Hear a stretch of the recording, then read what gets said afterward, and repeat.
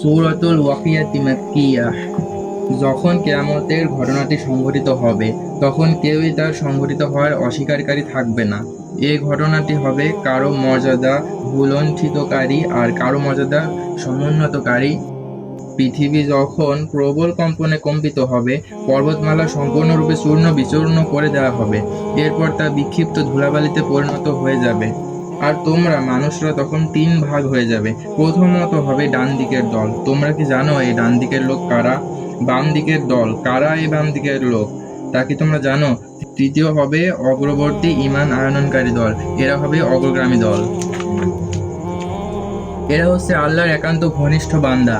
নিয়ামতে পরিপূর্ণ জান্নাতগুলোতে বড় অংশটি আগের লোকের মধ্য থেকে, আর সামান্য থাকবে পরবর্তী লোকদের মাঝ থেকে। স্বর্ণখচিত আসনের উপর বসে থাকবে, তার উপর তারা সামনাসামনি হেলান দিয়ে। তাদের চারপাশে চিরকুমার তরুণদের একটি দল ঘুরতে থাকবে, গ্লাস ও সুরা ভর্তি জগ নিয়ে। সেই কারণে তাদের কোনো শিরপীড়া হবে না এবং তারা নেশাগ্রস্ত হবে না। আর তারা তাদের পছন্দসই ফল ফলালি নিয়ে এবং তাদের চাহিদা মোতাবেক রকমারি পাখির গোশত নিয়ে। সুন্দরী সুনয়না হুরগণ, তারা যেন সযত্নে ঢেকে রাখা একটি মুক্তা। এগুলো হচ্ছে তাদের সে কাজের পুরস্কার যা তারা দুনিয়ায় করে এসেছে। সেখানে তারা কোনো অর্থহীন কথাবার্তা শুনতে পাবে না কোনো পাপের কথা, বরং শুনতে পাবে সালাম আর সালাম।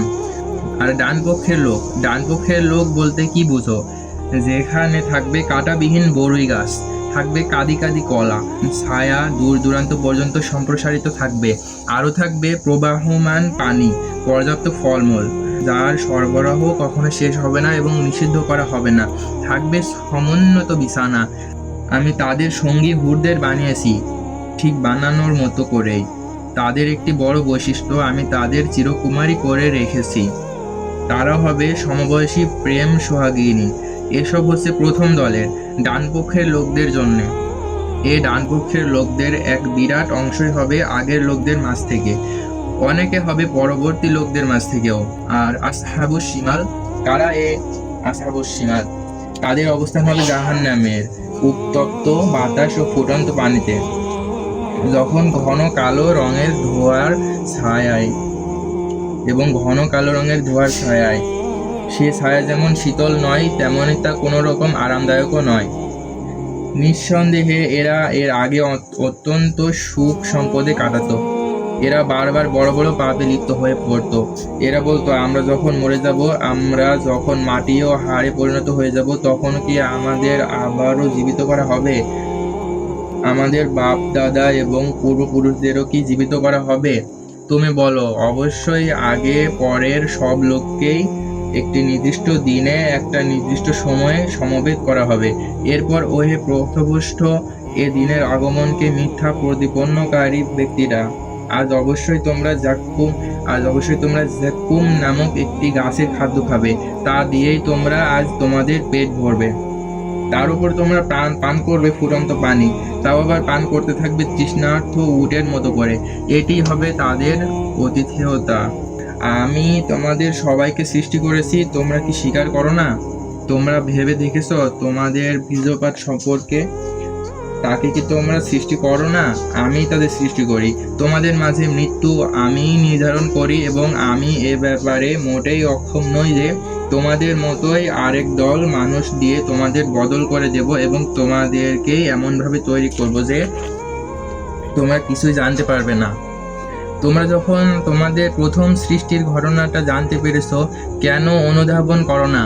তোমরা যে বীজ বপন করে আসো সে ব্যাপারে কি কখনো চিন্তা করেছো? ফসলের উৎপাদন কি তোমরা ঘটাও, না আমি তার উৎপাদনকারী? অথচ আমি যদি চাই তাহলে বীজ খড়কুটায় পরিণত করে দিতে পারি, আর তোমরা হতভম্ব হয়ে পড়বে। আমাদের সর্বনাশ হয়ে গেল, আমরা তো বঞ্চিতই থেকে গেলাম। কখনো কি তোমরা সেই পানি সম্পর্কে চিন্তা করে দেখেছো যা তোমরা পান করো? মেঘমালা থেকে এ পানি কি তোমরা নিজেরা বর্ষণ করো, না আমি এ বর্ষণকারী? অথচ আমি ইচ্ছা করলেই এ পানি লবণাক্ত করে দিতে পারি। কত ভালো হতো তোমরা যদি আমার শুকরিয়া আদায় করতে। আগুন যা তোমরা প্রজ্বলিত করো সে ব্যাপারে কি কখনো ভেবে দেখেছো? তার জ্বালানোর গাছটি কি তোমরা সৃষ্টি করেছো, না আমি এর স্রষ্টা? আমি একে নিদর্শন করে রেখেছি এবং একে ভ্রমণকারীদের জন্য প্রয়োজন পূরণের সামান বানিয়ে দিয়েছি। এরপর হে নবী, তুমি তোমার মহান রবের নামের মাহাত্ম্য ঘোষণা করো। আমি শপথ করছি তারকাগুলোর অস্তাচলের। সত্যি তা হচ্ছে এক মহা শপথ। যদি তোমরা কথাটা জানতে, অবশ্যই কোরআন এক মর্যাদাবান গ্রন্থ। এটি লিপিবদ্ধ রয়েছে একটি রক্ষিত গ্রন্থে, যাদের পবিত্র বানানো হয়েছে, তারা ছাড়া তা কেউ স্পর্শ করে না। নাজিল করা হয়েছে সৃষ্টিকুলের রব আল্লাহ তাআলার কাছ থেকে। তোমরা কি এ বাণীকে সাধারণ কথা মনে করো এবং মিথ্যা প্রতিপন্ন করাটাকেই কি তোমরা তোমাদের জীবিকা বানিয়ে নেবে? যখন কোনো মানুষের প্রাণ তার কণ্ঠনালীতে এসে পৌঁছে এবং তোমরা তখন তাকিয়ে থাকো, তোমাদের চেয়ে আমি সেই মুমূর্ষ ব্যক্তির বেশি কাছে থাকি, কিন্তু তোমরা এর কিছুই দেখতে পাও না।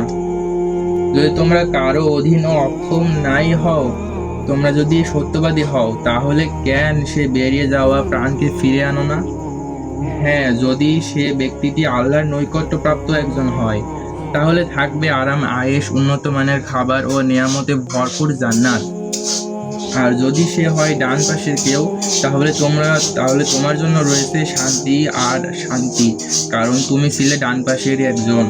আর যদি সে হয় অস্বীকারী, মিথ্যাবাদী, পথভ্রষ্ট দলের কেউ, তাহলে ফুটন্ত পানি দিয়ে আপ্যায়ন করা হবে এবং সে জাহান্নামের আগুনে উপনীত হবে।